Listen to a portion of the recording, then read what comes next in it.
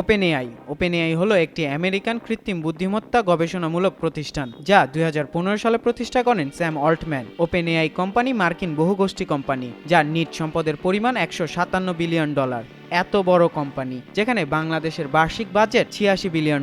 OpenAI কোম্পানিতে Microsoft একাই 49% মালিকানায় আছে। এছাড়া সব চিপ নির্মাতা প্রতিষ্ঠান এটার সাথে আছে। অ্যাপল, ইলন মাস্কের সাথে সংশ্লিষ্টতা আছে চ্যাটজিপিটি কোম্পানির। চ্যাটবটের মাধ্যমে তথ্য, পরিসংখ্যান, এআই, ছবি, প্রোগ্রামিং কোড, অঙ্ক, নানা কিছু করা যায়। কৃত্রিম বুদ্ধিমত্তা ব্যবহার করে সার্ভারে থাকা ডেটা থেকে প্রশ্নের উত্তর দিতে থাকে চ্যাটজিপিটি। চ্যাটবটের সার্ভার বা সুপার কম্পিউটারগুলো ওপেন ডেটা সংগ্রহ করে, সেই ডেটা সংরক্ষণ করে ব্যবহারকারীকে সরবরাহ করে। চ্যাটজিপিটি ফ্রি ভার্সন ও টাকার বিনিময়ে ব্যবহার করা যায়। যদিও বলা হয় চ্যাটজিপিটি অলাভজনক প্রতিষ্ঠান, মানুষের কল্যাণে প্রযুক্তি গবেষণার কাজে লাগানো হচ্ছে। বহু কোম্পানি, গবেষণা প্রতিষ্ঠান নানাভাবে ওপেনএআই ব্যবহার করছে।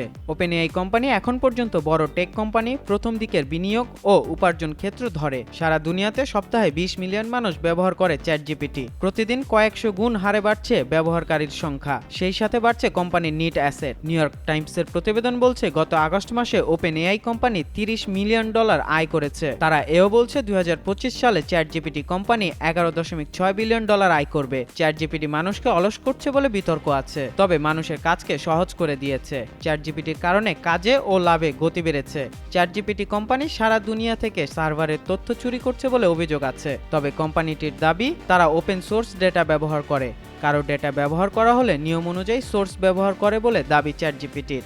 আমেরিকা ও কানাডাতে চ্যাটজিপিটির বিরুদ্ধে মামলা চলছে এই তথ্যের কপিরাইট ও বাণিজ্যিক ব্যবহার ইস্যুতে। অনেক প্রতিষ্ঠান বিপদে পড়ে যায় চ্যাটজিপিটির কোনো সমস্যা হলে, কারণ অনেকেই চ্যাটজিপিটির সেবা ব্যবহার করছেন। যেমন বুধবার রাত থেকে চ্যাটজিপিটির আপডেটের কারণে সেবা পাওয়া যাচ্ছে না, সার্ভার ডাউন দেখাচ্ছে। এই সময় মানুষ বিকল্প হিসেবে ব্যবহার করছে জিমিনি, বার্ড সহ আরও অনেক ওপেনএআই চ্যাটবট সেবা। চ্যাটজিপিটি মানুষকে জানতেই হবে, কারণ আগামী দিনে মানুষের এত সময় নেই। প্রশ্ন করলেই উত্তর মেলে, সেখানে কেউ ম্যানুয়ালি কেন খুঁজতে যাবে? মানুষের বদলে মেশিন সন্ধান করবে, মানুষ সেবা নেবে। সে কারণে কৃত্রিম বুদ্ধিমত্তার যে ভার্চুয়াল সেবা নেওয়ার ধরন, সেটা জানা জরুরি। তা না হলে প্রতিটি ব্যক্তি পিছিয়ে পড়বে।